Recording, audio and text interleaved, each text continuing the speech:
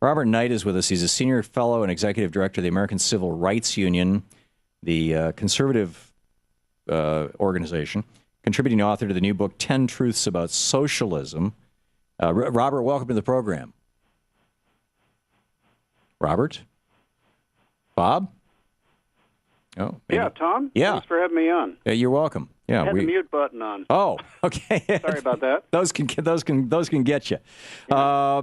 You write that the question, the wages of envy, the privileged left's passion for class warfare exacts a heavy cost. To the best of my knowledge, most of the millionaires and billionaires funding politics in America are the privileged right, aren't they not? Well, I wouldn't put George Soros in that category. Right, he's one guy. I can can give you about 30 names on the right if you'd like. Well, how about David Geffen, the billionaire from Hollywood, or the Quark founder, Tim Gill? It's still nothing. These guys are billionaires. It's nothing, Robert, and you know it. Millions. You know that the right wing infrastructure, the Heritage Foundation, the Cato Institute, all of these phony AstroTurf groups, the Tea Party groups, the Dick Army, the right wing. When billionaires on the right put money into politics, they're investing because the result that they get is lower taxes and they get their money back. When billionaires on the left put money into politics, they lose the money because they actually get their taxes raised. They don't get their taxes raised. They've got all the tax lawyers in the world. Look, you can't just demonize the Koch brothers. I'm sure you bring them up from time to time, and the left loves to demonize them. But I would wager that the left has more billionaires on its side, from Hollywood on down. And I don't understand why more right-wing, well-to-do people haven't stepped up to the plate. But well, they are. I mean, Karl Rove's raising $100 million right now. Who is? Karl Rove. He's got this, he raised $100 million in the last election cycle. He's going to millionaires and billionaires, right-wingers, and saying, give me some money. We can keep you anonymous. Well, and the Chamber of Commerce is raising hundreds of millions of dollars. Well, here's the thing, and it's a point I made in my column, that the left can do almost anything it wants, and it doesn't. But there's nobody on the left raising hundreds of millions of dollars to throw into political campaigns. Who are they?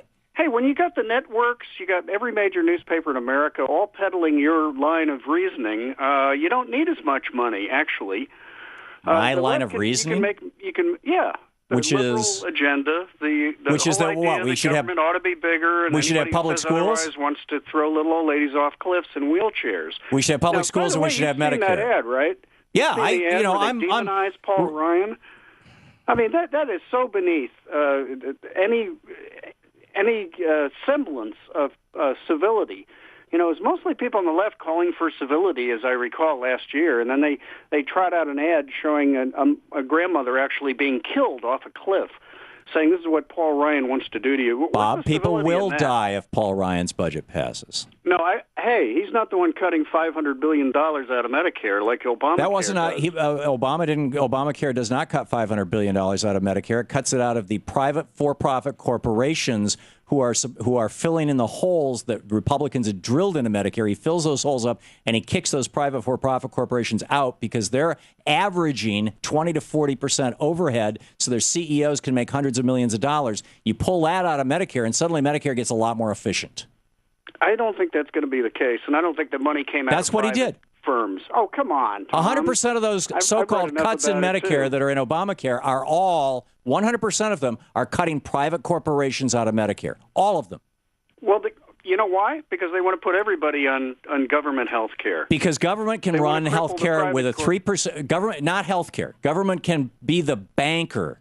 We're talking about bankers, basically. But government can write the checks with a 3% overhead like they do with Social Security, whereas if you go to the big insurance companies, they're running anywhere from 20 to 40% overhead. Well, how come people from Canada come to the U.S. for medical care? They don't. We're so bad. They don't. Come on. I have spent most of my life living in cities from Portland, Oregon, to Montpelier, Vermont, growing up in Lansing, Michigan, within an hour of the Canadian border, and I have never, ever, ever in my life seen a Canadian in any of the cities that I've been in or heard about it in any of the news reports in Michigan, in Washington State, in Oregon, or in Vermont. But I do remember for years when we lived in downtown Montpelier, every Saturday morning the buses lining up to take the elderly people up to Montreal so they could buy pharmaceuticals.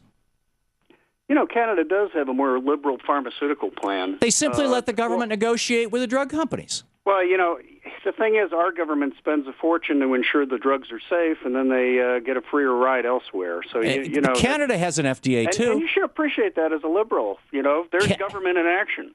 Canada has an FDA too, and they have the expense of it. I don't understand why you would. Not like ours.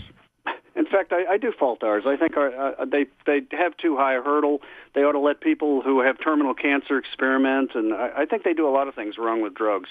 But we still produce the world's... Yeah, let's let them smoke some pot. The world's drugs. No, we don't, actually. Most of the world's drugs are now manufactured outside the United States. You've got the U.S. manufacturers are building... corporations. No, but they're not manufactured inside the United States anymore. The majority of drugs used in the United States were manufactured inside this country in 1980. Now the majority are manufactured outside this country. In fact, a large fraction of them are manufactured in Canada. And to what do you attribute that, Tom? Free trade. The Uruguay round of the GATT Treaty in 1994. I think that's part of it, but I think also overreaching government regulation here has driven out a lot of firms. No. It's just too hard to do business. It's not. I mean, are you telling me? Are you telling me that they're leaving? You're telling me that we didn't have a vibrant economy in the 40s, 50s, 60s, 70s, and 80s when you had just as much government regulation? We didn't have just as much government regulation. The pages of the Federal Register are just out of control. Come on, you know that. I mean, so, in fact, Obamacare alone has spawned something like 6,000 pages of regulation so far, and it's just getting off the ground. So what regulation would you like to do away with, Robert? What regulation? Yeah. Oh, probably paperwork requirements. You know, if you dig... You mean like what you deal with your health insurance company with right now if you get sick? What?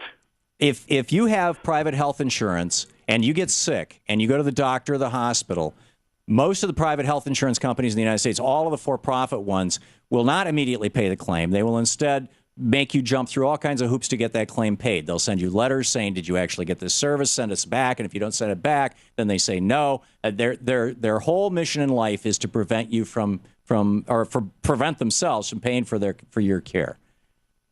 I don't think their mission in life is to prevent us from getting care, and I think it's the best. That's to make a profit doing that. How else can they make a profit? There's nothing wrong with making a profit. That's how we get excellence in products. There is something wrong with making a profit when it doesn't have to do with product. Instead, it has to do with life and death. Okay, do you want our fire departments to make a profit? So you want to put yourself under a British-style system? Do you want our fire departments to make a profit? Do I want who? Our fire departments to make a profit? Well, if I thought they would fight fires better, sure, but they don't. And isn't if your body is on fire metaphorically with cancer, isn't that even more important than your house being on fire? You know, Tom, this is an incredibly flawed analogy. A public service that's legitimate, like police or fire, compared to you being able to choose your own doctor and your own medical care, and having a private insurer of your choice. You can do that under Obamacare. To a single payer. No, you won't eventually. In fact, it's already having huge effects. Okay, Bob Knight, you can read all about it over at theacru.org. Bob, thank you. Thank you, Tom.